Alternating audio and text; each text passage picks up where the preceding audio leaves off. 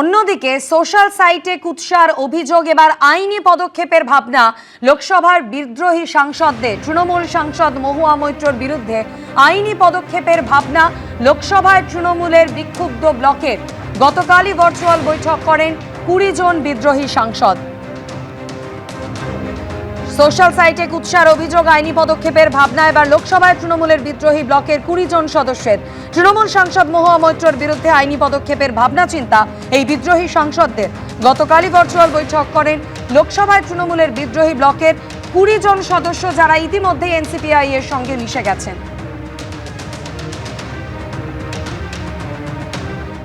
প্রথমত আজকে এনসিপিআই এর একটা বৈঠক ছিল, ভার্চুয়াল বৈঠক। আপনারা মিট করেছেন একসঙ্গে, কি সিদ্ধান্ত হলো আজকে?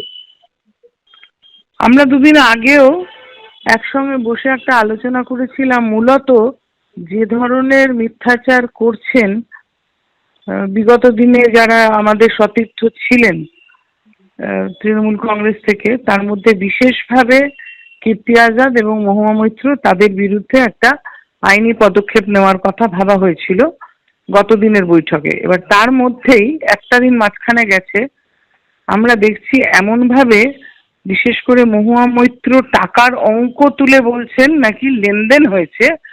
আমরা এর বিরুদ্ধে আজকে একটা ভার্চুয়াল মিটিংয়ে 20 জন মিলে সিদ্ধান্তে এসেছি যে এর এই মিথ্যা কথার বিরুদ্ধে আমরা বিশেষভাবে সংবাদ মাধ্যমের মাধ্যমে, আপনাদের মাধ্যমে জানাতে চাই যে কোনো রকমের আর্থিক লেনদেন হয়নি। এবং উনি যে 4 কোটি তারপরে মাসে মাসে 1 কোটি খবরটা দিচ্ছেন, তার মানে উনি কি কারোর সঙ্গে যোগাযোগে আছেন যারা ওকে এই টাকাটা।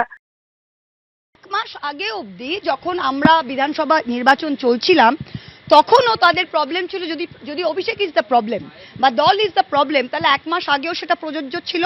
তাহলে এই এমপিগুলো ওই 1 মাস আগে অবধি তারা কিন্তু গলা ফাটিয়ে বাজেট সেশনে ঝগড়া করতো যে আমি বলবো দলের হয়ে।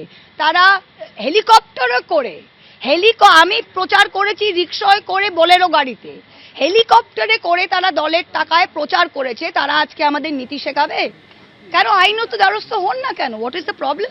আর অন্যদিকে বিধায়কদের সই জাল কাণ্ডের তদন্তে সিআইডির হাতে রেজলিউশন বুক। আসল রেজলিউশন বুক কিনা যাচাই করে দেখবেন সিআইডির আধিকারিকরা। রেজলিউশন বুকের সঙ্গে বিধায়কদের সই মিলিয়ে দেখবেন সিআইডির আধিকারিকরা।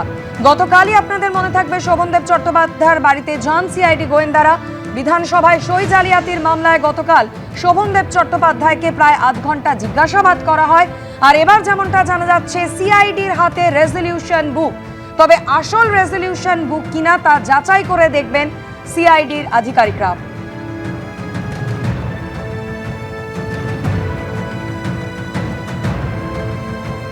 এবিপি আনন্দ, এগিয়ে থাকে, এগিয়ে রাখে।